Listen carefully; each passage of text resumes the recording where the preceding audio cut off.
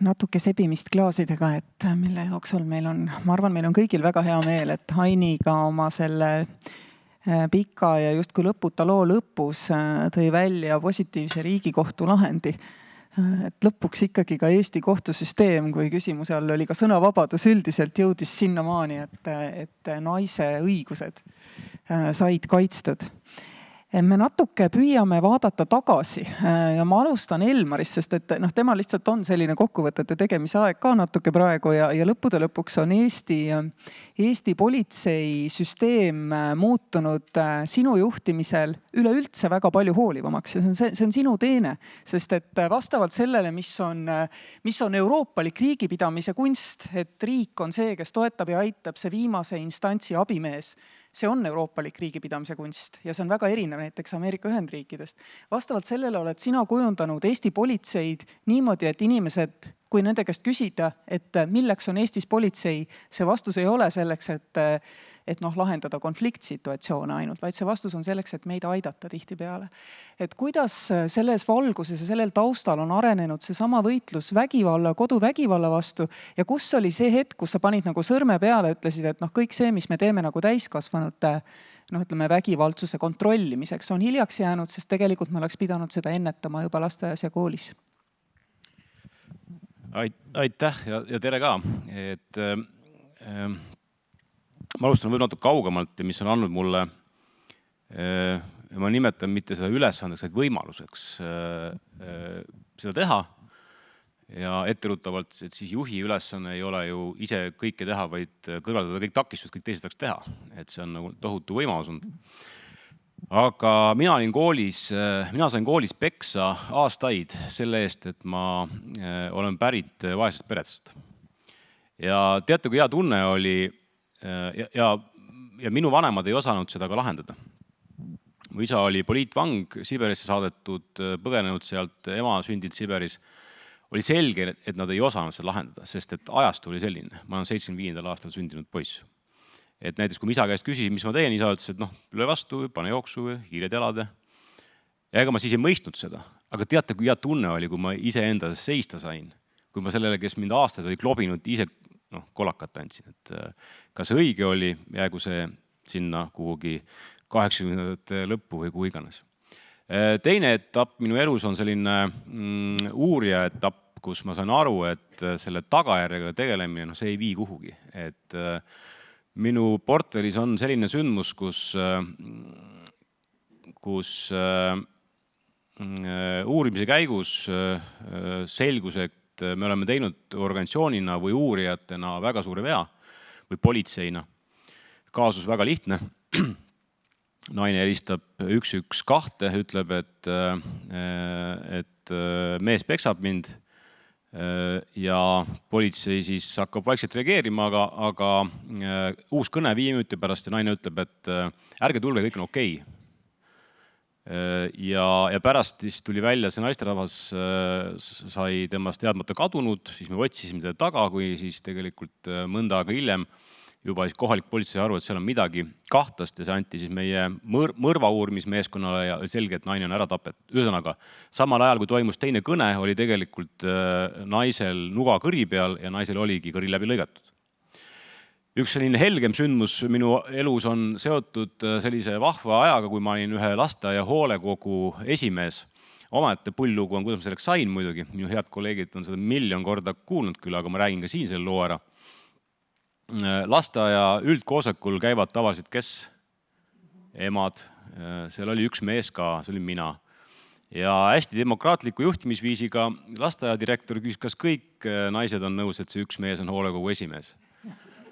Ma tegin demokraatiat vastu, küsisin, kulke, et kas vastuhääli ka on, et aga polnud mõtet selle ühe käega vehkida. Aga tegelikult see oli väga hea aeg. See oli see aeg, kus ma sain tegeleda sellise asjaga, kus ma mõtlesin ja sain aru, et lastega saad, just nagu lastega käitumist, saad sa käituda niimoodi, et sa ei saa lastega olla nii, vaid sa pead lastega olema niimoodi. Sa pead olema nagu silmsides. Ja miks ma seda nagu lähedalt õppisin tundma, oli selline, kõik emad olid mul kallal, et miks sa ei tegele sellega, et õpetajad võiksid püsti seista autoriteetselt õpetada lastele, kuidas, lasteajad, kuidas siis elu käib. Aga kasvatajad olid, mängisid lastega liivaga, siis purra, tõrra, äge värk. Ja ma ka ei teadnud, mis on õige. Hoolekogu esimees tegele sellega, siis ma tegelesin sellega. See oli äge aeg. Makaronid olid natukene, olid seal allitanud ja tuletõrjeuksi polnud, et see oli selline tilulilu. Lõpus saime direktorist lahti ja saime uue valida. Tegime päris hoolekogu tööd ja see on nüüd see koht, kus ma sain aru, et see eelkõnelejad, daamid, kes te olite siin enne, te olete nii ägedad, teiega tahaks töötada, teie juures tahaks olla. See on nii äge, kuidas te räägite ja mõtlete ja just nagu see ettevõtluse osa, et te olete ettevõtjad ja aitate inimesi, see on tõesti sümpaatne. Et siis ma sain aru, et sellel kolmandal sektoril või sellel vabakonnal on tohutu jõud. Ma käisin tollel hetkel Kaupo Rätsep oli vallavanem, ma käisin talle ütlemas, kui lase lahti see direktor, kui sa ei lase, siis minu värkab politseinik, ma panen su vangi, et sa aru, et lastigi lahti. Saime uue ja parem ja saime valida direktorit. Saime valida, kes rääkis lähisuhtest, lähisuhte vägivallast ja rääkis sellest, et laps, kes tuleb, üsna tihti on niimoodi, lapsed ja lasteaeda minna. Aga tegelikult lasteaias sa märkad ju seda, kuidas laps ei taha koju minna. Küsimus, miks te ei taha koju minna? Sellepärast, et saab kolakat seal. Ja siis tuleb alles see aeg, kus ma sain ikkagi kõrvaldada takistusi ja siin suur tänu ikkagi mõttekaaslasele Lavly Perlingule, kellega me koos seda kuidagi tundsime. Meil on Lavlyga täitsa üks eraldi case, uurimise case, kus me ühte noort 15-aastast poissi, kes oli narkomaan, pärit Tondi 51A Tallinnast, kes seda maja teab Tallinnas, siis oli kunagi selline narkopesa, kus ikka ainet sai 24/7, nagu Ergioskist täna saad kommi osta või kohvi osta. Et sealt välja kasvanud poiss, 15 aastane, tal ei olnud mingit muud võimalust kui olla samasugune kui tema vanemad või see kogukond, kus ta siis elas. Temalt telliti siis nagu kättemaksu töö, anna peksa, aga tema mõtles veel kõvem vend olla. Sai kuselt relva kätte ja lasi ühe noore tüdruku maha. Ja Lavly oli selle asja prokurör, mina selle uurija ja siis me otsustasime, et me loomulikult see 15-aastane poiss läks kohtu ette, mõisteti süüdi, nii nagu ikka alajas käituti. Ja jumal tänatud, et ta sinna vangimajja sai, et me saime ta väga palju aidata. Ja see oli ka see koht, kus ma mõistsin, et see inimene praegu töötab, ta on 2 lapse isa, ta on ettevõtja Eestis, saab oma eluga väga hästi hakkama. Ja see oli see koht, kus me otsustasime Lavlyga, et me aitame teda, mida iganes. Juriidiline abi, Lavly põrutab peast kõiki võimalusi. Mina oma politseitoega. Teiseks väga oluline see, et sa oled olemas. Ma käisin vanglastel külas, kirjutas mulle jõulukaarte, kui tööta vanglas saad jõulukaardi, et privette, et selline äge värk. Aga politseis on juhtunud väga palju. Politsei on ise muutunud just sellepärast sama näidete tõttu. See politsei on hakanud mõtlema teistmoodi ja mõtteviisid võib ma nimetan 3. Kas ma kuulan üle või kuulan ära inimese? See on tohutu erinevus. Siis kõik need nulltolerants, et ükski lähisuhte vägivalla juhtum, mis meile teatavaks saab, 14-15 000 juhtumit aastas, mis meieni jõuame ja nagu me teame, et see on ainult pool jäämäest tegelikkusest, et need peab lõppema sekkumisega, päris silma vaatamisega. Ja 3. kindlasti oskus mitte ise luua uut ohvrit, et kuidas inimesega toimetada lapsega, naisterahvaga või ka kannatanutega, kes on siis teisipidi meesterahvad, et see on olnud meie suur võimalus. Nii et mina olen saanud ainult takistusi nagu kõrvaldada, et tiim on siin, kes saab ise rääkida ja nad teevad väga hästi seda. Aitäh, Elmar, ja tõepoolest minul on hästi palju sinu kolleegidega juttu olnud ja ma olen väga harva kohanud, võib-olla skeptilist vaikimist mõnevõrra rohkem, aga seda juttu, et üldiselt on mees juba, ta on muidu nagu täitsa okei, aga naine ikkagi kodus nagu näägutab ja vehib alkomeetriga on ju. Et seda ma olen kuulnud täpselt 1 korra ja sa reageerisid kohe, ma mäletan. Et aitäh sulle selle eest. Karin Talviste, et siin oli juba juttu sellest, kuidas Lavly Perling, eelmine riigi peaprokurör, seadis selle üheks oluliseks prioriteediks ka prokuratuuris. et kui nüüd politsei on nii-öelda sattunud sellele asjale peale, siis siit edasi tulete teie. Ja mulle väga meeldis see, kuidas Elmar rääkis, kuidas nad on läbi nende kogemuste ja neid kogemusi oma peas nagu protsessides nagu arenenud ja edenenud, et kuhu prokuratuur ennast mõelnud on ja et kuidas see teie pilt, mis on tegelikult ju mõneti peegelpilt isegi sellest, mida Elmar räägib, on jõudnud? Tere minu poolt ka. Et ma pean tõesti selles mõttes ei saa salata, et siin on tehtud viimase kuskil 5 aastaga nagu ikkagi 7 penikoorma sammudega nagu selles valdkonnas tööd. Ja see ei tähenda, et enne ei oleks tehtud, aga lihtsalt see on muutunud süsteemsemaks. Me oleme koostööpartneritega nagu pidevalt ühe laua taga, mitte igaüks ei aja sisse lume sisse oma rada, eks ju, et kus teed murda. Ja see annab tulemusi ka. Et suur osa sellel on loomulikult ka sellel, et umbes samal ajal, kui toimus see Pärnu pilootprojekt, millest paljud head asjad on sündinud, millest hiljem juttu tuleb, tulid Eestisse ka need Marak-võrgustikud. Et 2 nädalat tagasi seal Maraki sügisseminaril tõin ka esile seda, et see tegelikult lõi väga olulise aluse koostööks, mitte ainult nende kõrge riskiga lähisuhtevägivalla juhtumite puhuks, mille puhul me siis koguneme seal laua taga, aga see, et me tunneme oma koostööpartnereid, me teame telefoninumbrid, me ei karda seda telefoniga võtta, helistada ja nõu pidada ükskõik millises teises juhtumis. Et see koostöö nagu on ikkagi väga püstloodis nagu üles sealt suundunud. Ja tegelikult samamoodi ma politseid tahan väga tunnustada, et siin me oleme tõesti, võiks öelda, et nagu käsi käes seda asja nagu arendanud ja see ei saagi teisiti olla. Sellepärast, et ei saa olla niimoodi, et politsei seab mingid omad prioriteedid ja eesmärgid ja mõtleb, kuidas asju teha ja siis prokurör ütleb, et kuulge, et see kõik on jama ja me teeme hoopis nii või naapidi, eks ju. Et meil on lähisuhtevägivallale reageerimise juhend politseis, meil on prokuratuuris lähisuhtevägivalla ühtse menetluspraktika kokkulepped, et meil 3 aastat nüüd on kõik lähisuhtevägivallaga tegelevad prokurörid kogunenud igal aastal ümarlauale, kus me arutame nii seaduse muudatusi, tutvume analüüside ja uuringutega, mis on selles valdkonnas tehtud, millele nagu tugineda ja arutame tegelikult sellist praktikat ka, et väga lihtsad asjad teinekord võivad aidata, nagu näiteks lähisuhtevägivalla prokuröride meililisti loomine, et kus õnneks järjest enam kolleegid kirjutavadki konkreetsete kaasuste pinnalt ka küsimusi, et kas kellelgi on olnud selline juhtum, mis te arvate, kuidas te olete lahendanud, jagame üksteisega kohtupraktikat, et iga prokurör ei jõua iga Eesti nurgas oleva kohtu lahenditega ennast kursis hoida, aga see on sellegipoolest oluline, et me ei võitleks oma võitlusi üksinda. Ja ma arvan, et see on nagu hästi oluline osa sellel, et minu eesmärk selle valdkonna riigiprokurörina ja tegelikult selle valdkonna kureeriva riigiprokuröri koht loodi ka 2019, konkreetselt siis Lavly ettepanekul, et oleks selline koht ja minu eesmärk seda tööd tehes on selgelt see, et ükskõik millises Eestimaa nurgas meil see lähisuhtevägivalla juhtum toimub, see reageerimine ja abi, mida inimene saab, peab olema täpselt ühetaoline. Et meil oleks järjest vähem nagu selliseid küsimusi, ma tegelikult tajun seda oma töös ka, et ja näiteks intervjuusid andes või meedia tunneb siin ikka huvi eelkõige siis, kui kuritegevuse statistika jälle tuleb välja ja mingite menetluspraktika erisuste kohta, et neil on järjest vähem võimalik küsida, et kuulge, aga miks on nii, et Tartus tehakse nii ja Tallinnas hoopis naa, sellepärast, et need numbrid nagu ühtlustuvad järjest enam.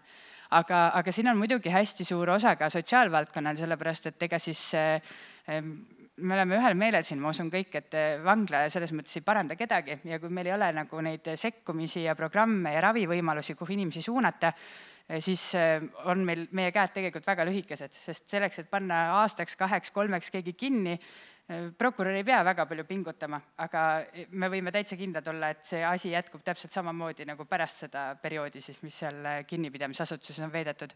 Ja täna see on endiselt veel murekoht, et meil ikkagi mida kaugemale suurematest keskustest, seda keerulisem on neid teenuseid tegelikult nagu leida, kuhu inimesi suunata. Küll öeldakse, et ei tule meil see grupp kokku, et seda nõustamist teha siin või mingeid muid selliseid vabandusi. Aga meid nagu aitas natuke ja see on nagu naljakas öelda, aga et see koroonakriis oli ikkagi mõnes küsimuses hea ka, sellepärast et täna meil on tekkinud teenusepakkujaid, kes on võimelised virtuaalselt näiteks nõustama inimesi ja ka isegi grupitööd tehakse, et see on, ma ei ütle, et see on ideaalne, et kindlasti on parem, kui me kohtuksime näost näkku, aga kui me mõtleme, et kusagil Võrumaa metsas on üks meesterahvas, kellel oleks seda teenust väga vaja ja tema jaoks Tartusse sõita igal nädalal on esiteks kallis ja teiseks väga ajamahukas ja ta kindlasti sellega nõus ei ole, ütlebki siis, et pange mind siis seda üldkasulikku tööd tegema või pange mind siis kinni, kui soovite, aga et sinna Tartusse mina käima ei hakka programmi, on ju. Et siis täna meil on mingeid võimalusi juba, aga see on ikkagi see koht, mida nagu edasi arendada. Ja vangla tõesti ei paranda kedagi, et mul on ka väga isiklik kaasus nüüdseks olemas, et andsin armu, naisterahvas, tableti pettused, selline juhtum ja nüüd on ta uuesti täpselt samas asjas kohtu all, ehk et peaaegu polegi mõtet inimest vangimajja saata, kui me ei toeta seda programmiga. Ilmselt kehtib see samamoodi ka vägivallajuhtumite puhul. Mul on üks täiendav küsimus ka, Karin, et Ainiloost tuli ka välja, et tegelikult need vägivaldurid, nagu Margo ütleb, et nemad hästi kergesti pöörduvad sellele teele, et nad võtavad meie enda õigussüsteemi nii-öelda kaasa selleks, et veel kord ja jätkuvalt teha liiga oma naisele, lastele ja isegi mitte ainult nendes konkreetsetes perejuhtumites, kus lahendatakse laste hooldusõigust, aga ka vara jagamise küsimused ja kõik muu. Et kuidas te seda nagu filtreerite ja püüate välistada? Et seda sama teerulli, mis ilmselt tundub nagu sõitvat selle naise poole, et kuidas teda nagu võimalikult efektiivselt ohjata? See ongi jällegi esiteks koostöö küsimus, aga ma ütlen, et konkreetselt prokuratuuri vaatest ongi siin nagu selles mõttes paraku peab ütlema, et päris vähe, mis me saame teha, sellepärast, et me just üleeile oli meil siin lähireikide Põhja- ja Baltimaade selline ümarlaud ja me fookuses olid just lapsed lähisuhtevägivalla keskmes ja arutasime erinevate riikide kogemusi ja siis, kui Islandi esindaja jõudis oma viimase slaidini, siis ma pidin pärast talle ütlema, et tead, ma oleks võinud selle pealkirja vahetada ära, et need on Eesti väljakutsed, mitte Islandi väljakutsed, sest tema tõi just välja neid asju, et kuidas täna ikkagi on niimoodi, et selleks, et nagu justkui üht seaduslikku kohustust täita, näiteks, et tagada oma lapse turvalisus, sa pead rikkuma teist, ehk siis tagada talle võimalus suhelda selle teise vanemaga. Et meil täna nagu tsiviilkohtus me tõesti näeme ja prokurör vahel peabki vaatama seda kõrvalt pealt nagu ja käed vajuvad jõuetusest rüppe, on ju, sest ei ole midagi, mida meie saaksime sinna konkreetselt teha, et inimene läheb ja teostab oma õigusi, on ju. Aga et see, ma pean ütlema, et siin jällegi, et Sotsiaalkindlustusamet on töötanud välja koolituse, mis sellel aastal esimest korda tsiviilkohtunikele just nimelt toimus ja idapiirkonnas, et õpetada ja koolitada kohtunikke ka nagu, kuidas arvestada selle lähisuhtevägivalla taustaga. Et täna see tõendamiskoormus on nagu nii tohutult kõrge, et siin kohe kohtunik saab seda kommenteerida, aga et see on nagu kindlasti üks nagu murekoht, et mis tahes küsimuses, et lähenemiskeelu küsimuses, ma olen küll lugenud neid kohtumäärusi, et me ikkagi liigselt nagu riivame siis selle vägivallatseja või selle kahtlustatava vägivallatseja, eks ju, õigusi, eks ju, et kuidas me nüüd tõstame ta välja tema kodust või ei lase tal suhelda oma lastega, eks ju, et siin äkki ikkagi saab kuidagi teisiti või siis nagu kohtuniku sõnad ka ükskord mulle isiklikult olid, aga võtke ta siis vahi alla, kui te arvate, et nad teisiti ei saa. Aga et vahistamise alused on meil seaduses toodud väga konkreetsed ja alati ei ole neid aluseid, aga see ei tähendaks, et ei võiks olla see leebem meede nagu lähenemiskeelu näol, eks ju. Et selles mõttes on siin tõesti, aga need samad Marak-võrgustikud tegelikult teevad ju, ega nad ei tegele ainult nende juhtumitega, kus on meil kriminaalmenetlus, vaid vastupidi, seal on palju juhtumeid, kus on tsiviilmenetlused, erinevad menetlused, ei ole üldse veel menetlust, aga sellist nagu segadust ja pinget on nagu väga palju, et selles mõttes siin üht-teist kindlasti saab nagu koostöös ka välja mõelda, aga konkreetselt prokuröri käed nende tsiviilmenetluste osas jäävad küll lühikeseks, jah. Aitäh, et Velmar, Karin viskas selle palli, aga paneme selle korraks nagu laua peale, et ära muretse, mul on see ka tähtis pall, et tõstame ta üles, aga alustame nagu pigem sellest samast aegreast, et kuidas meie kohtutes koitis see mõistmine, eks ole, et see on just see ühiskonnas üks oluline juurpõhjus, millega võib-olla ei ole osanud tegeleda, see sama koduvägivalla kaasused, nende lahendamine ka kohtus võimalikult efektiivselt, võimalikult valutult selle ohvri jaoks, et kuidas teie olete kasvanud see 20 aastat? Ma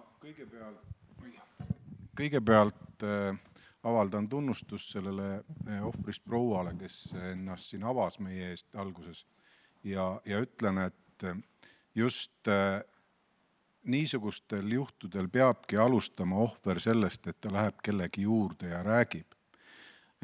Väga palju ma olen näinud ja kuulnud ja olukordi, kus ohver istub ja kannatab. Vaikselt kannatab, kui veel keegi teda võib-olla ei näe kah, siis ongi, ta jääbki kannatama. Kõigepealt peab alustama just sellest, et inimene peab ise enda kaitseks midagi ette võtma, kas või pöörduma kellegi poole abi saamiseks.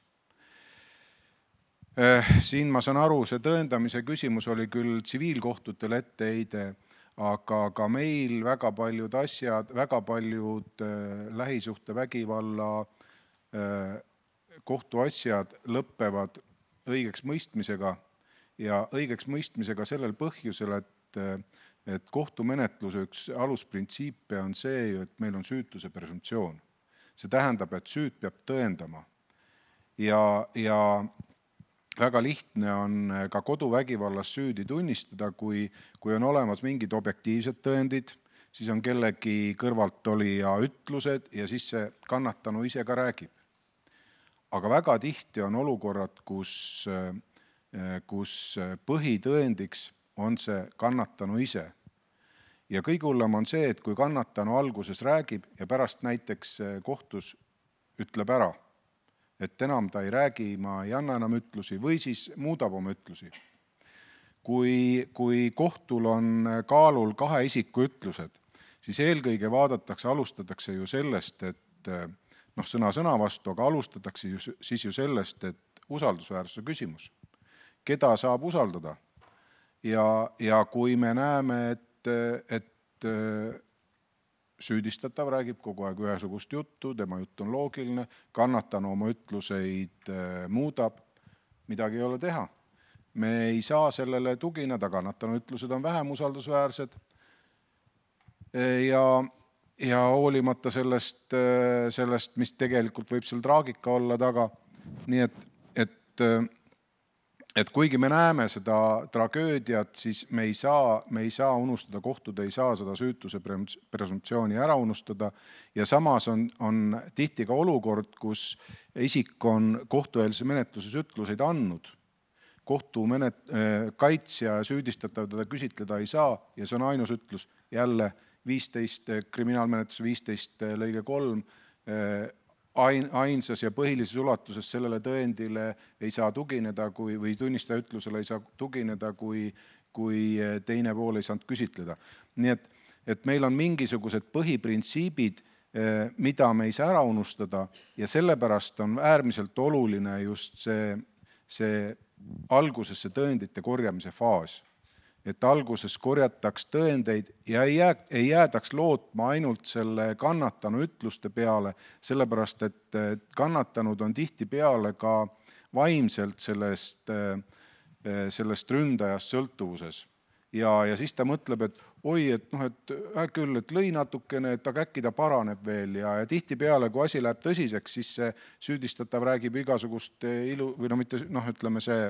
see vägivallatseja räägib ju igasugust ilusat juttu, et nüüd hakkan korralikuks ja nii edasi. Nii et meie ees on väga palju niisuguseid, me peame mitmeid asjaolusid arvestama ja me ei saa ainult siis kannatanu loost, ei saa me ainult lähtuda.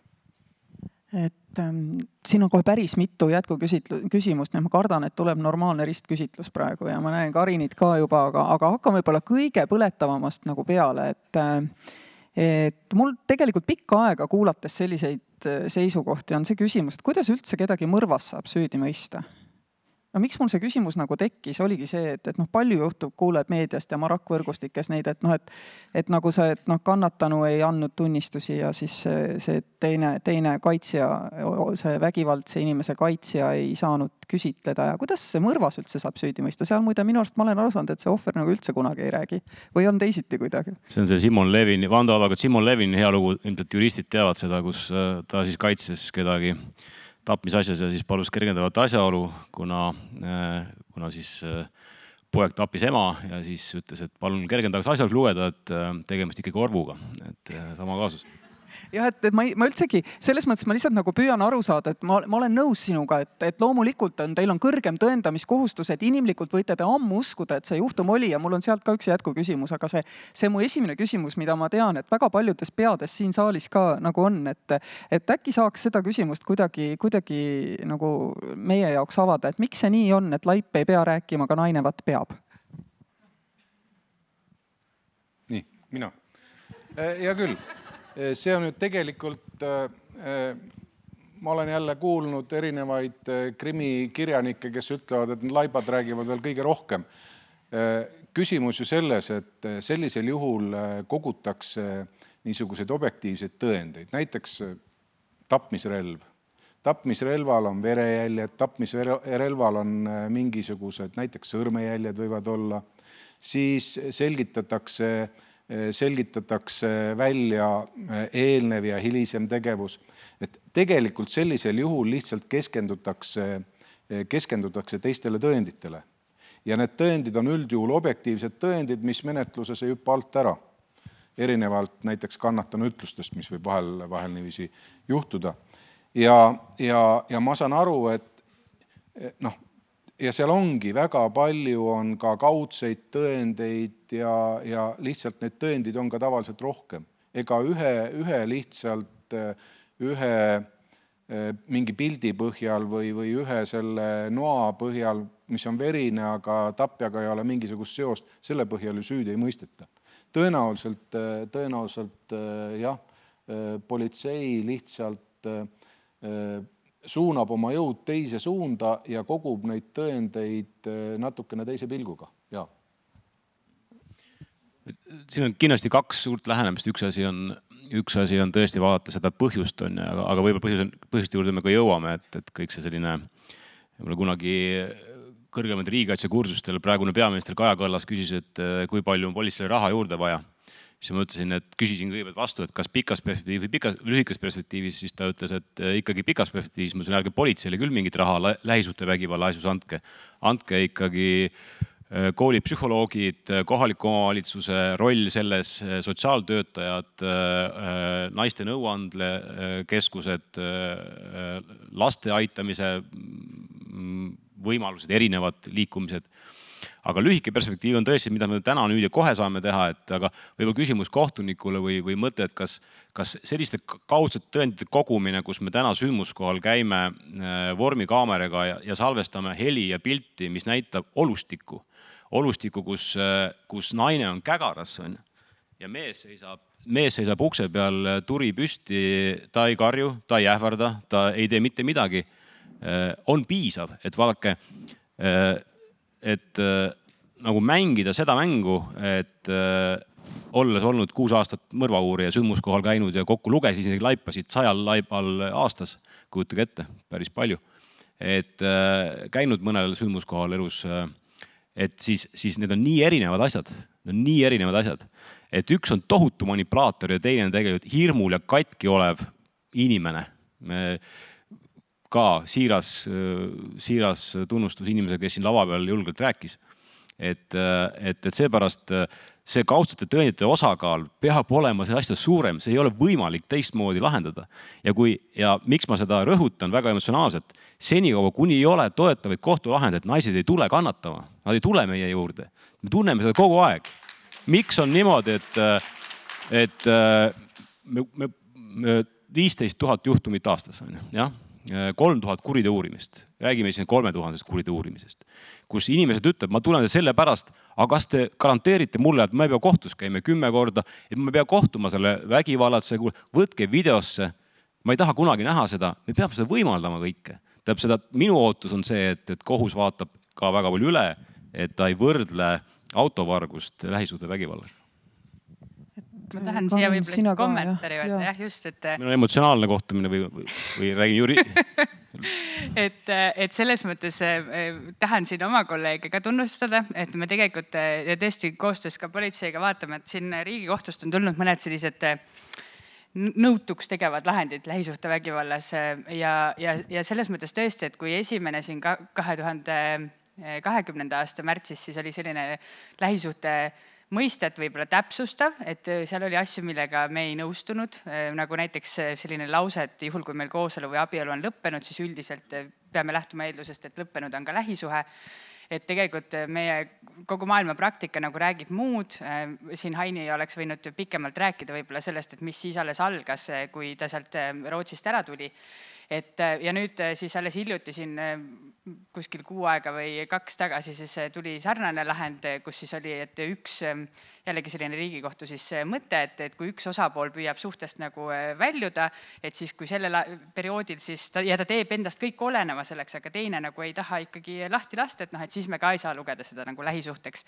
Ja seal oli veel selline huvitav tsitaat siis selle kohta, kuidas tegelikult Riigikohus hästi kirjeldas ära selle, et selles, kuna Riigikohus on sidunud lähisuhte mõiste nagu sellise tundeseotusega, vastastikuse usalduse ja kõige sellisega, siis kirjeldati seal hästi ära, et aga võt selles peres me ei saa lähisuhtest rääkida sellepärast, et selle usalduse asemel oli seal pidev usaldamatus, tülid, konfliktid, teineteise süüdistamine.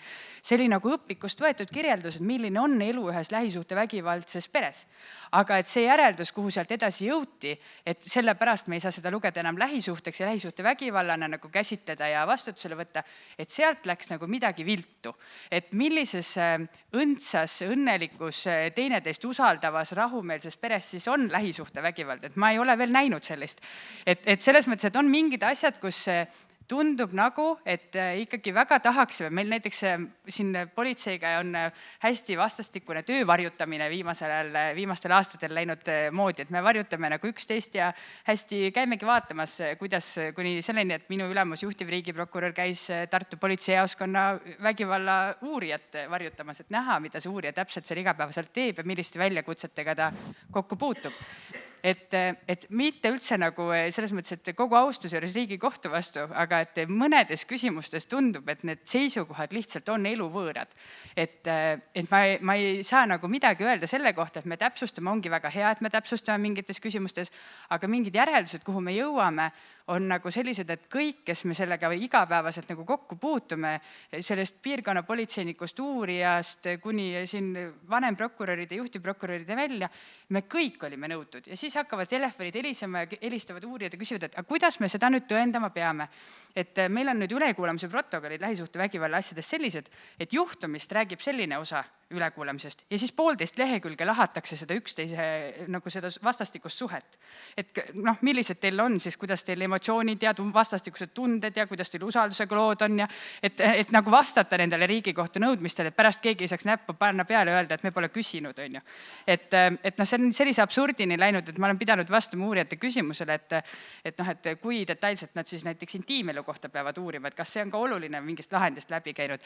Et ma ei ütle, et me peaksime tõesti ja ma olen nõus selle kriitikaga, mis tuli 2020. aasta kevadisest lahendist, et me kuni sinnamaani vaatasimegi Istanbuli konventsiooni definitsiooni ja hästi laialt selles mõttes võtsimegi, et nii kui oli ükskõik kas eks-elukaaslane, praegune elukaaslane, abikaasa ja eks ju, et nii oli lähisuhte vägivald, kui oli seal vägivald.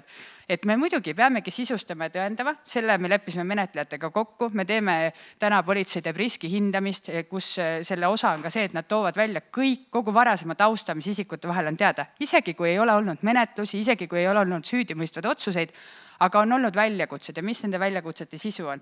Et näidata ära see, et see ei ole ju nii nagu joobes juhtimise puhul, ega see, kui inimene vahele jääb, ei ole esimene kord, kui ta purjus peaga sõitis enamasti, et seda ka uuringud kinnitavad. Lähisuhte vägivalla puhul näitavad uuringud veel suuremaid numbreid, mitu korda naine enne peksa saab, kuni ta julgeb abi kutsuda, on ju. Ja mitu korda siis mitu kõnet veel läheb, kuni sealt lõpuks me jõuame sinnamaani, et nüüd me oleme suutnud teda koolitada ka, kuidas tõendeid koguda. Ja ma teen sinna väikese reklaamiminuti vahepeal, sest et nende küsimuste hulgas, mis sa ette saatsid, oli küsimus, et mida me teeme siis, kui me kõik usume, aga me näeme, et siit asja ei tule. Ja meil üsna värskelt on valminud koostöös ohvriabiga siin politsei ja prokuratuuri sisendiga selline tõendusmaterjali kogumise juhis. Ja ma tahan, et see saaks selles mõttes nagu laia tähelepanu, et see on internetist palunabi.ee lehelt ja sotsiaalkindlustuse lehelt kättesaadav. Neid leidub kohtumajades, politseis, ohvriabis, saab paberkandjal võtta lugemiseks. Et me tegelikult ka mõtlesime, et see on see, mida me saame teha. Et me saame anda mingeid näpunäited sellele ohvrile, et võt mis siis on need tõendid, mida saab koguda. Sest ma ei saa nõustuda selle etteheitega või kriitikaga politsei suunal, et et koguge siis paremini tõendeid. Et lähisuhtevägivald on nii intiimne ja seal ei ole nagu nii palju neid tõendeid, mida üldse tagantjärele koguda saaks. Aga mida saabki teha ära see ohver on see, et ta tõesti pildistab iseennast, et ta räägib sõbrannale. Riigikohus on meil ette kirjutanud 10-minutilise täpsusega, et kui vahetu peab olema telefonikõne sõbrannale, et me saaksime seda sõbrannat tunnistajana käsitleda. Kui pikk see on siis? See on seal raamatus kirjas, aga ütle kohe ära ka. Et teaks. Ma isegi tea, võib-olla mõni kolleeg saab välja aidata, aga minu meelest see küsimus siin ühes viimases kohtulahendis lihtsalt oli see, et kui helistatakse juba päev hiljem, et siis see kindlasti enam ei lähe arvesse. Et ta rääkis küll, ta rääkis siis, kui ta toibus ja nagu sai aru, mis toimus ja kõik, aga see on juba liiga hilja, sest ta võis juba olla konstrueerinud seal midagi, eks ju. Et ma nüüd lihtsalt, ma näen auditooriumit nagu muutumas selliseks nagu siis, kui president või peaminister on läinud vallavolikokku, sest et kõik maailma häda tuleb ette kanda ja ma lihtsalt ütlen teile, et te teaksite, et kohtunik Velmar Brett oli 3. kohtunik, keda me kutsusime ja ta tuli meie sekka. Paluks seda kõigepealt nagu hinnata. Ja ta ei ole olnud ka üheski kolleegiumis, mis on neid lahendeid teinud. Tahtsin öelda, et kummangi lahendi tegemisel ma ei osalenud. Aga ma küsin, ma võtan selle kriitika konstruktiivselt kokku ja küsin, et Velmar, kas teil ka toimub nagu selline, neil seal prokuratuuris toimub siuke arutelu, eks ole, et nad õpivad üksteise käest ja vaatavad sellele asjale nagu inimlikult poolelt otsa ja teil ei ole seda võimalust, ei ole, prokurörid käivad Marakis, eks ole, kus nad saavadki kuulda seda nii-öelda asjatundmatu inimese emotsionaalset kirjeldust, mis nagu toimub, et kas teil toimub nagu selline ka nendest juhtumitest ja kaasustest nagu õppimine, eriti kui need asjad jõuavad teie juurde tagasi juba kas tapmisjuhtumi või rängema juhtumina ja B, et kas on ka mõeldav, et meil oleks süsteem, kus tõepoolest, kus on selline kaasus, kus on aru saada, et peksa on saadud, aga vaat ei saa täitsa kindel olla, et just see inimene peksis, et siis sellele inimesele, kes tunneb, et ta ei saanud seda õigust, kohe seal samas kohtus pakutakse ka mingisugust madalama astme ütleme, tuge, koostööd, kuhugile pöördumist, kuhugile minekut, et ta ei kõnni sellest kohtumajast välja, ei seisa sellel lumisel trepil ja mõtle, et see kõik oli nagu asjata. Ma ju ei valetanud, ma olin julge, ma tegin kõik, politsei ütles, et pöördu, prokuratuuri julgustas, ütlesid, et asi tuleb. Ja ometi see kohtus ei pidanud ja mõnikord on see objektiivne. Ma olen täiesti nõus sellega, et kohtuliku tõendamise lävend peabki olema palju kõrgem kui selle ülejäänud süsteemi rakendumise lävend, et me pakume inimesele abi. Aga mida te siis teete, kui endal ka kohtunikuna ütled, et vaat seda, see 1% oli puudu, aga ma tegelikult usun? No tegelikult on mitmed nõuded tulenevad seadusest, millest me ei saa üle ega ümber. Me oleme vahel teinud ka mingisugustes osades, näiteks kas või ütluste, kohtueelses menetluses antud ütluste kasutamise osas me oleme ka seadusandjaga rääkinud, aga praegu on kahjuks meie seadus selline, et me saame kasutada kohtueelses menetluses antud ütlus ainult sellisel juhul, kui isik keeldub või need 291 alused, millal on võimalik seda avaldada või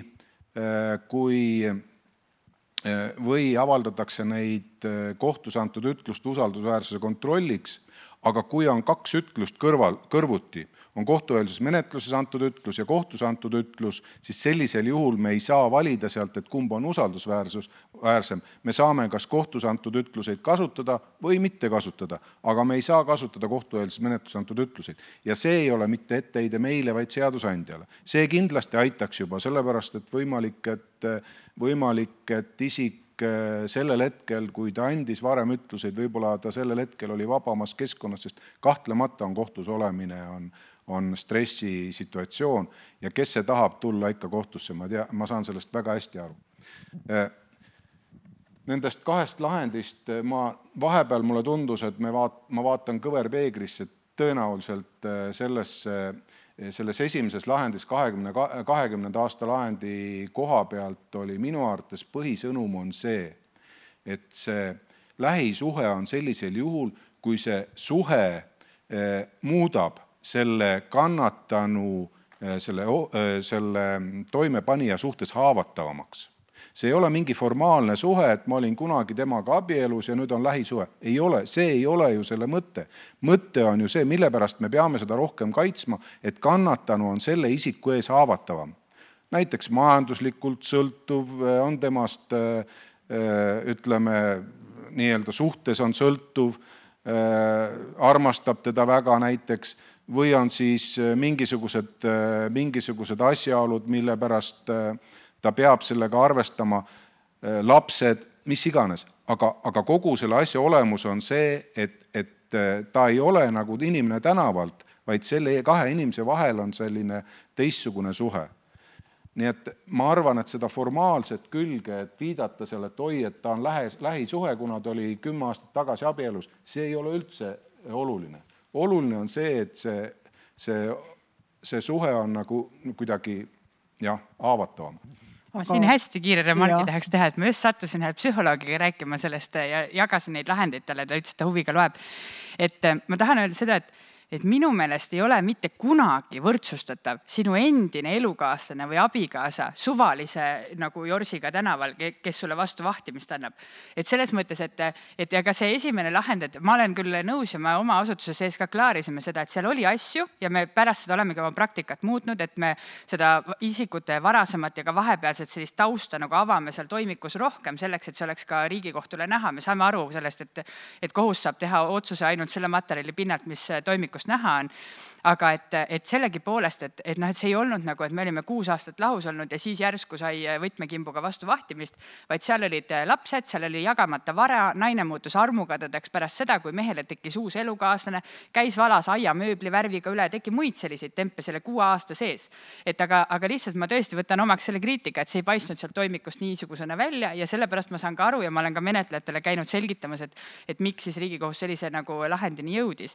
Aga et tõesti, et psühholoogide nagu selline vaade sellele asjale on küll see, et me ei saa mitte kunagi võrdsustada seda, kellega sa oled olnud lähisuhtes selle inimesega, kes on nagu see suvaline tüüp, kelle kuriteo ohvriks sa võid langeda. Et ma tahaks nagu näha, kui minul nii jõuab esimene kaasus, kus on täitsa juhuslik, et see oli sinu nagu endine partner, kes selle kuriteo sinu suhtes vägivalla kuriteo toime pani, et seal ei ole mingeid isiklikke suhteid ega emotsioone enam mängus. Et see on minu jaoks nagu see küsimus, aga ma pole näinud sellist juhtumit. Et need on ikka nende vara jagamiste, laste jagamiste ja muude asjade pinnalt tõusetunud konfliktid, mis lõpuks eskaleeruvad vägivallani. Elmar saab ka oma repliigi, siis ma proovin jälle Velmari tule alt nagu välja tuua ja struktureerida veidi seda agooniat siin. Mulle meeldib pakkuda lahendusi, et mina küll olen valmis, et riigikohtunikud hakkavad sündmuska vahest käima, sest sotsiaalne norm ei teki teistmoodi. Sa ei saa aru asjadest, mis on see paberil loetav, isegi digitõend, see ei ole see. Et kui sa ikkagi lähed patulliga kaasa, kopp, sa kuuled, et naine karjub, avad ukse ja saad aru, mis toimub, siis see on hoopis teine asi ja ma väidan, 2004 kriminaalmenetluse muudatus mäletate, prokurid hakkas sündmuskohal käima, olin selle protsessi juures, tohutu väärtus, Ave Eisel, Hingebrand, legendaarsed mõrvaprokurorid, lähisuhte vägivalla prokurorid ja siis oli tapmiste arv ikkagi 150 aastas. Et hakkasid tekkima asjad siis, kui sa nagu füüsiliselt kohal nägid asja. Et palun tulge kaasa, et see on nagu lahendus. Aga mulle tundub, et ja tegelikult sõbrad, et ega meil on väga kõva hüppe olnud, et nii nagu ka eelkõnejad on siin öelnud, et ja selle hüppe edu on olnud see, et me teeme koos. Tähendab seda, et meil on üks objekt, et me ei vaata seda objekti igaüks oma prismast, vaid tegelikult me teame, et me kõik aitame teda koos. See lasteaia juurde tagasi tulles, mõni hetk olles, ma õnneks olin 1 aasta ainult selle hoolekogu esimees, sest et poeg läks lasteaiast ära.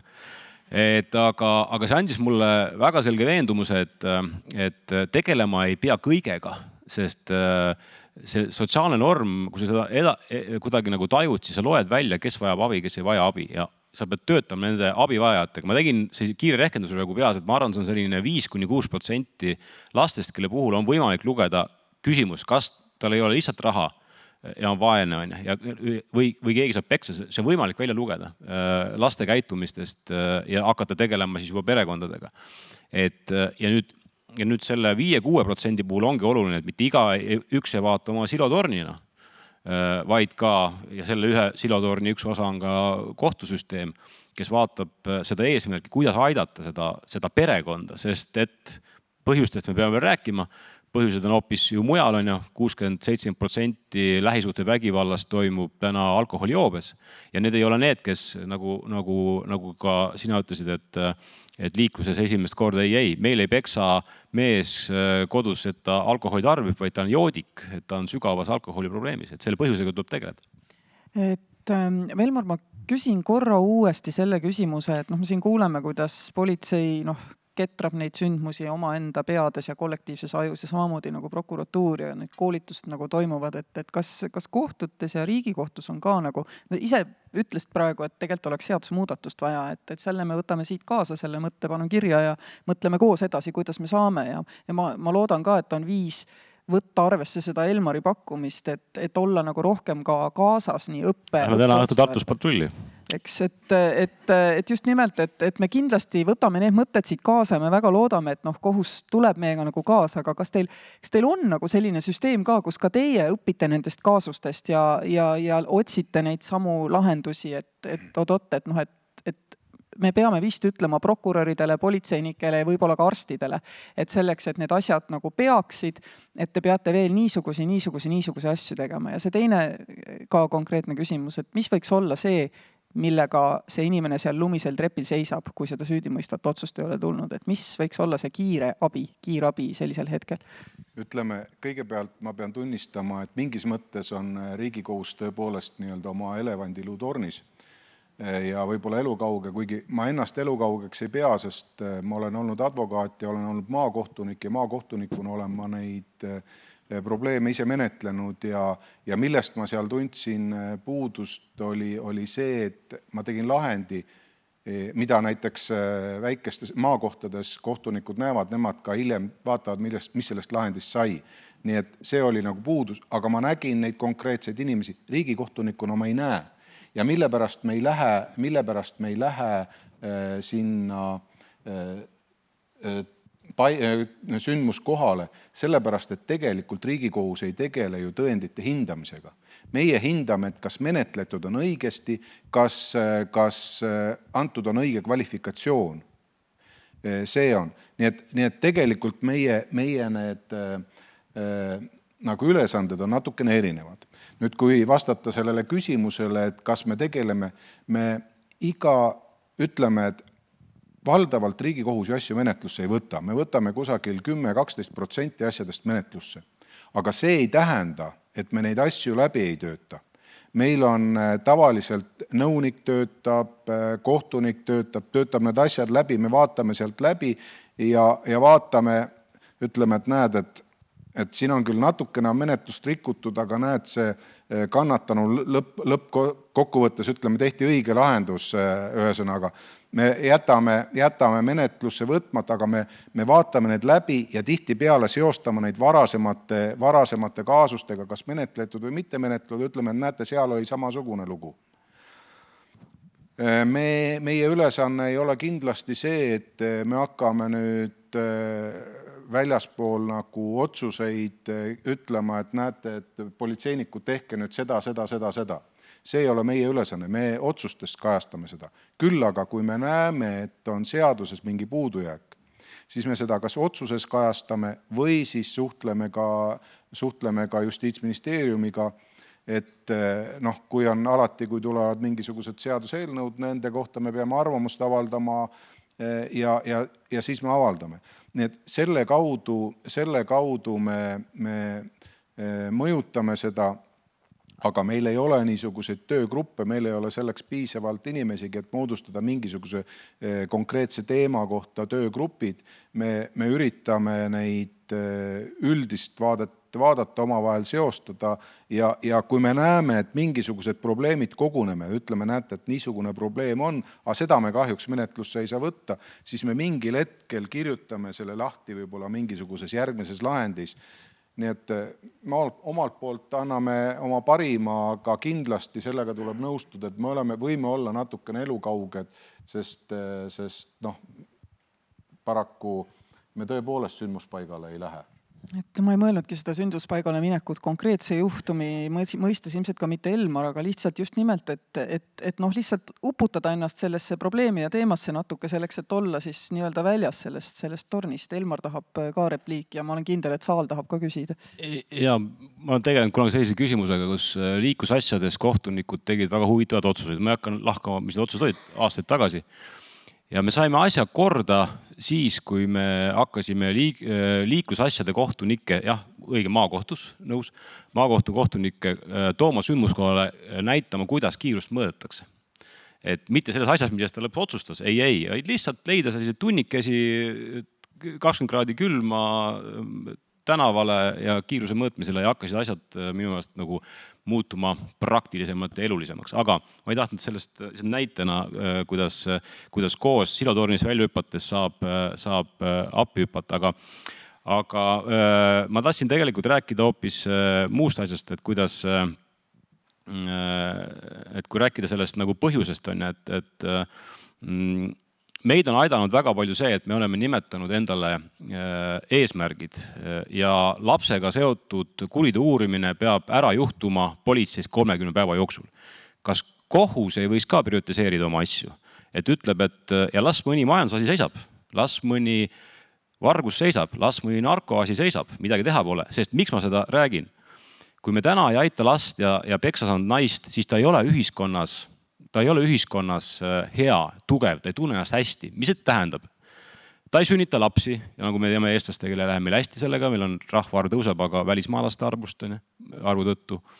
Teiseks, organiseeritud kuritegevus otsib tikutulega taga seda nõrka ühiskonna osa, seda sama 15, 6, 7 aastast poissi-tüdrukut, kes tuleks narkoainet müüma. Ja kui me vaatame politseinikena siin otsa, kes nad on, siis nad tegelikult on üldiselt kodus peksa saanud. Et kuhu ma tahan jõuda, et kas meil ei oleks mõistlik anda tempot mingitel asjadel ja aktsepteerida ühiskonnana, et las see narkoasi seisab, sest et kui me narkoasjas teeme hästi kiireid otsuseid ja raskeid otsuseid ja lähisuhtevägivallas menetleme sama pikasti, siis minu arvates ei ole see mõistlik. Meie prokuröridega oleme kokku leppinud kiiruses ja seda on võimalik võrrelda autovargus versus lähisuhtevägivalla asi. Seal on menetlusajad kolmekordse vahega kindlasti kohe. Ma nüüd kindlasti annan ka saalile küsimise võimalusega. Velmar, kas sa sellega oleksid nõus, et kui me siit täna nagu, ma saan aru, et sa oled ise ka nõus, et neil on palju öelda teile nagu ja rahvale, et ma võtan ise enda peale nagu selle, et korjan selle siit kokku, mis me täna arutasime, lähen Villu juurde, lähen ka teiste kohtunike juurde, Villu Kõve siis Riigikohtu esimees, ja küsin, et äkki peaks tegema ühe sellise, ütleme, kaasamise algatuse selleks, et ka kohtud rohkem võib-olla siis, ütleme, ujuksid selles meie supis, milles mitte meeldivad asjad ei ole, eks ole, et teeme seda nagu koos. Või on see mõttetu või ei tea? Õige aeg on käes, valimised tulevad, palju saab hästi muuta? Kindlasti ei ole see mõttetu.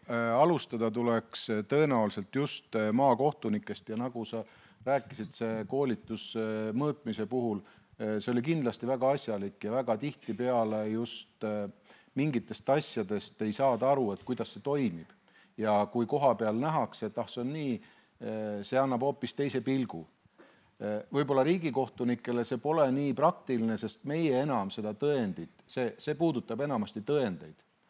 Meie puhul see nii väga oluline ei ole, kuigi teatud asjade puhul, näiteks sama psühhiaatrilise sundravi puhul ja igasugused ekspertiisid ja nende lastega tegelemised ja need on asjad, milles meil ka mõni kohtunik või meil on isegi lausa üks nõunik selle peale spetsialiseerunud.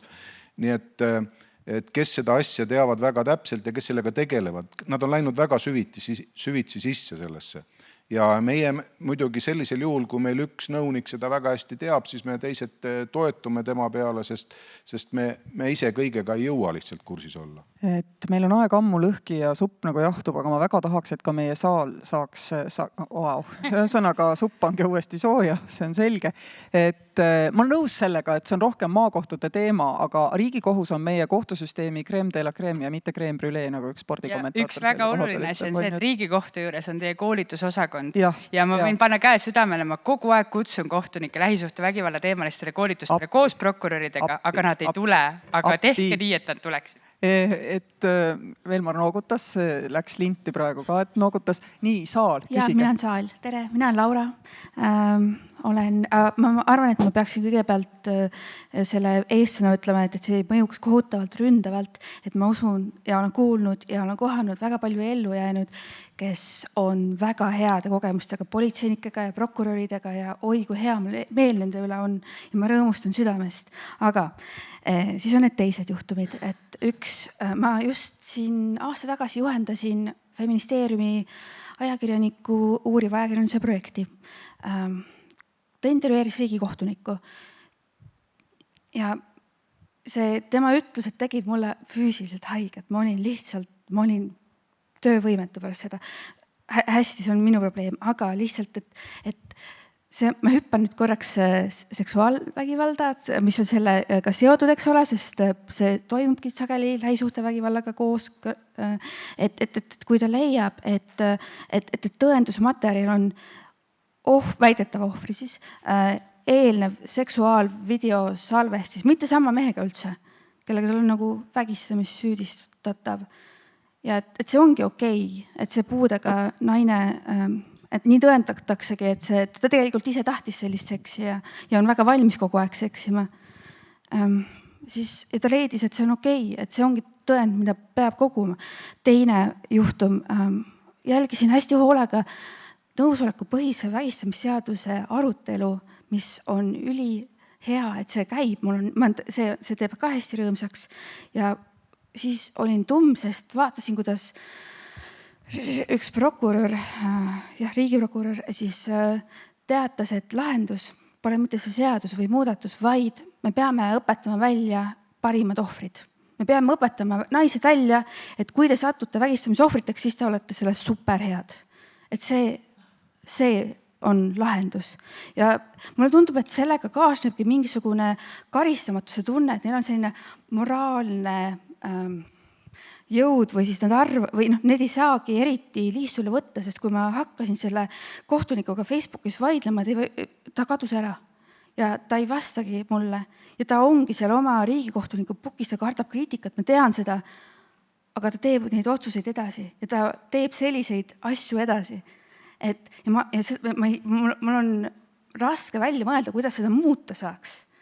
Et mina ajakirjanikuna ainus asi, mis ma teha saan, on sellest rääkida. Aga see ei ole piisav. On vaja, et see jõuaks tegudeni. Aga ei ole veel juhtunud seda. See on pikk küsimus, vabandust, aga loodan, et sai siis küsimus. Laura, see tegelikult ei olegi küsimus. Ma arvan, võtame need kaasused kaasa ja kuna Velmar lubas meile, et ta toetab seda meie mõtet, et teeme koos neid asju, et ma arvan, et üks osa sellest saabki olla ainult see, et inimesed tulevad ja räägivad teile neid samu asju, eks ole.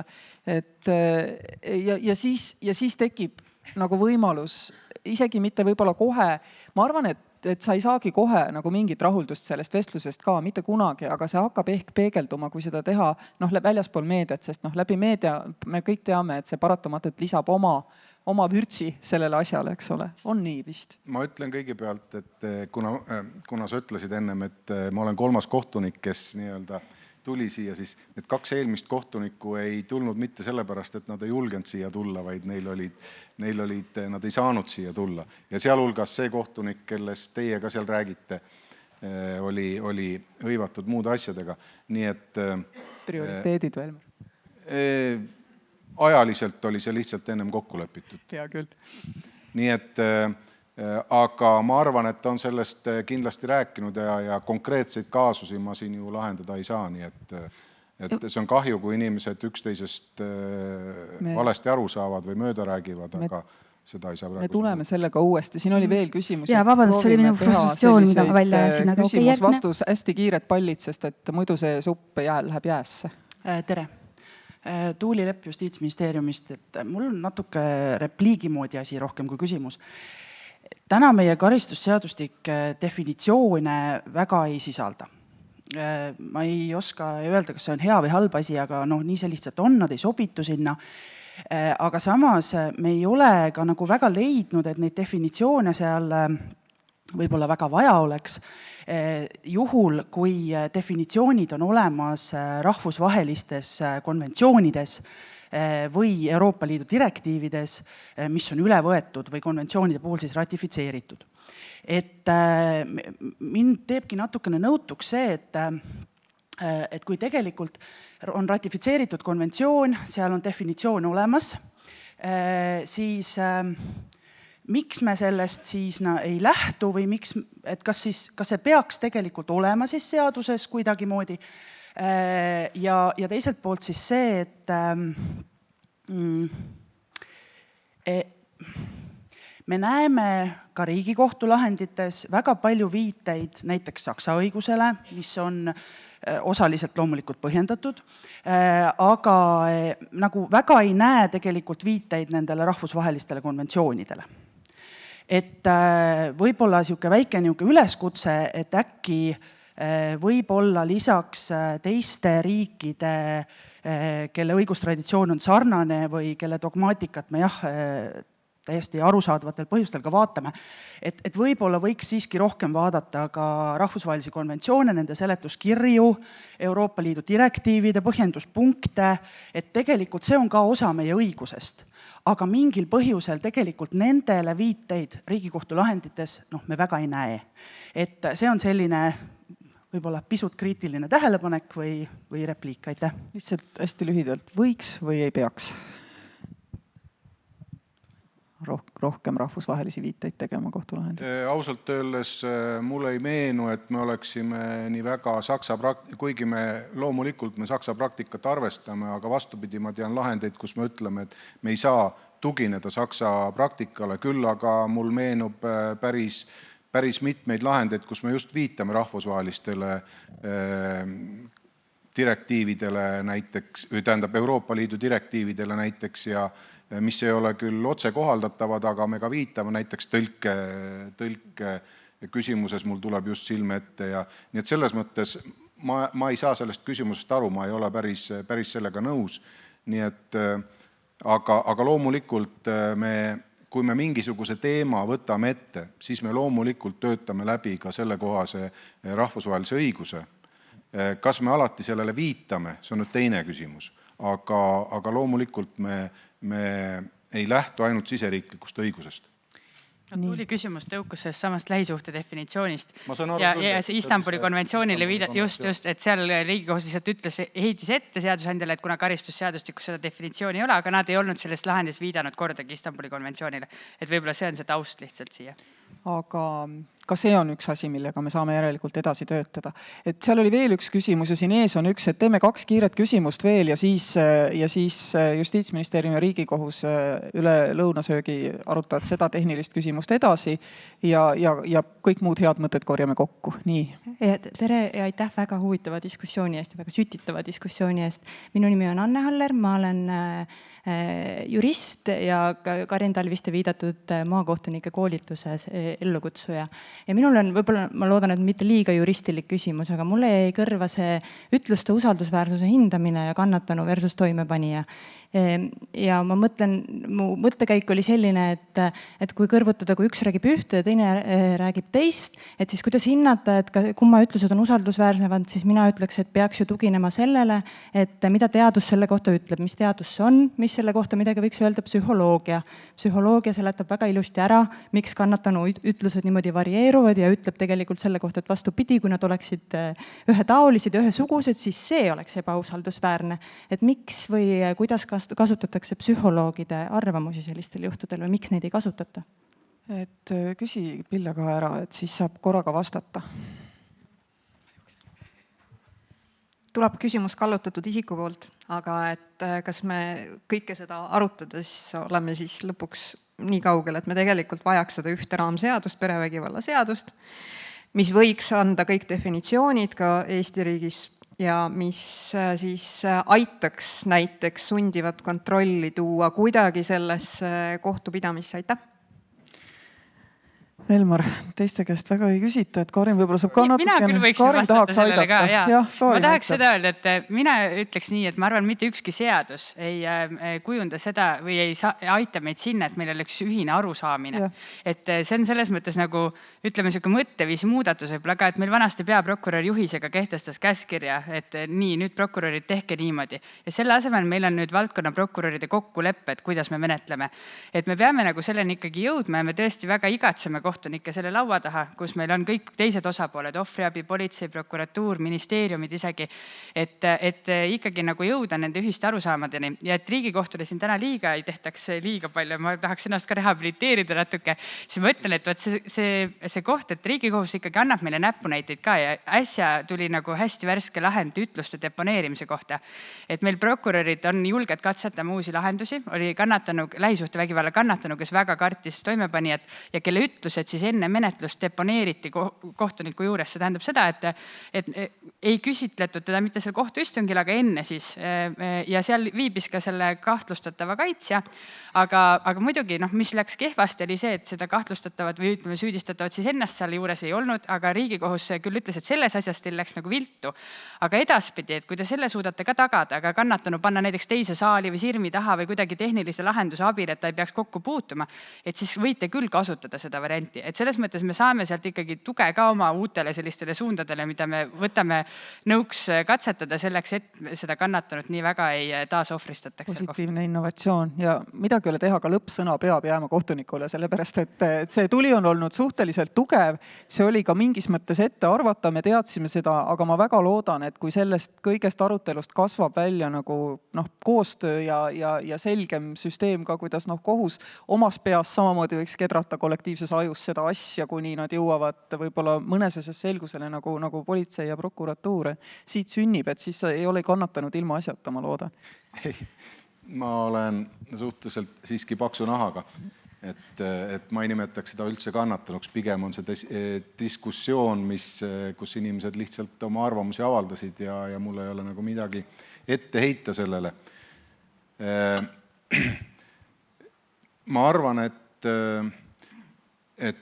mingite asjade puhul loomulikult on oluline see, et see ohver oleks väärikalt ja hästi koheldud kohtus. Ja selles ei ole mitte mingisugust küsimust ja kindlasti on kohtusüsteemis on väga taunitav, kui näiteks kohtunik kuidagi viisi omamoodi omast küljest ei suhtu piisavalt nagu toetavalt või vaenulikult või tõrjuvalt ja ma tean, et meil on isegi olnud üks kohtunik on ametist vabastatud sellepärast, et ta käitus kannatanuga niisuguselt ründavalt ebaõigesti. Et need on nüüd asjad, millega me kindlasti peame tegelema, kui kohtunik on halvasti käitunud, sellega meie distsiplinaarkolleegium tegeleb. On mingisugused põhimõtted, milles me nii palju kui ka ei tahaks, me järeleandmisi ei saa teha. See on see süütuse presumptsioon ja see, et ka süüdistataval on teatud õigused. Selles me ei saa järeleandmisi teha, aga loomulikult me püüame näha seal nende ütluste taga seda päris lugu, kuigi Riigikohus üldjuhul tõendeid ju ei hinda, aga me püüame siiski vaadata ka sinna ütluste taha ja seda hinnata, et meie soov kindlasti ei oleks, et Riigikohus ohvritest kuidagi viis üle sõidaks. Seda me kindlasti ei soovi. Me soovime samamoodi ühiskonna, see on ju tegelikult ühiskonna stabiilsuse hüvangu huvides, et keegi ei oleks meil kannatanu, et meil ei reprodukseeritaks järgmiseid kurjategijaid selle kannatanute tekitamise kaudu. Nii et loomulikult ei ole nagu Riigikohus niisugune külm ja hoolimatu nendes suhtes, aga kahjuks need on mõningad põhimõtted, millest me peame lähtuma ja võib-olla see tundub teatud juhtudel ebaõiglane, mida me kindlasti ei taha tekitada. Aitäh, ma tegin selle egoistliku valiku selle paneeliga üle aja minna, sest ausalt öeldes mina ei ole, sellises ringis ei ole mul olnud võimalust koos naistega neid asju arutada ja ma loodan, et äkki siit algab ka midagi toredat ja head, et aitäh ära kannatamast. Aitäh teile kõigile!